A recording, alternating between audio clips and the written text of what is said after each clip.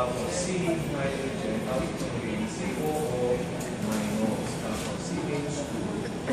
Tapos meron ang benzene. I think may ayun lang.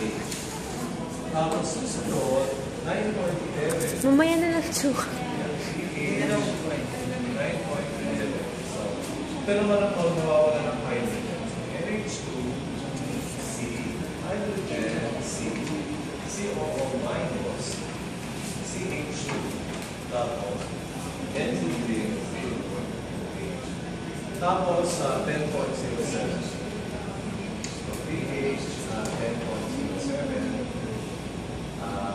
So, lahat pa rin mawawala ng ano. So, NH2, C, hydrogen, COO minus, CH2, tapos CO minus. Tapos, yung charge niya, plus 1, 0, 0, charge, plus 1. Dito, plus 1, minus 1, 0, plus 0, 0. Dito ay 0, minus 1, 0, minus 1. So, dito ay 0, minus 1, minus 1, minus 2. So, ang iyong 0 ay in between 2.2 and 9.11. So, PI should be calculated between 2.2 plus 9.11 by 2, which is about 5.60. So, ito ang tawag dito nitrometric profile.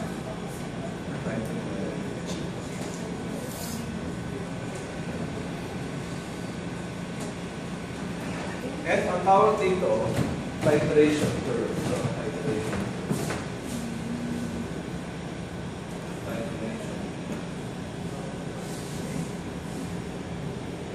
Diyan kailangan, we should be able to do that also. Kasama yung sa exam.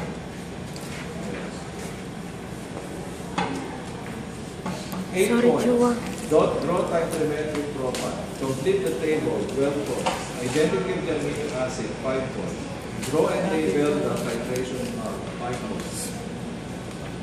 Lahat siya, kasama sa exam. Tapos meron pa question na preparation ng buffer. Siyempre, the amount of conjugate base and acid.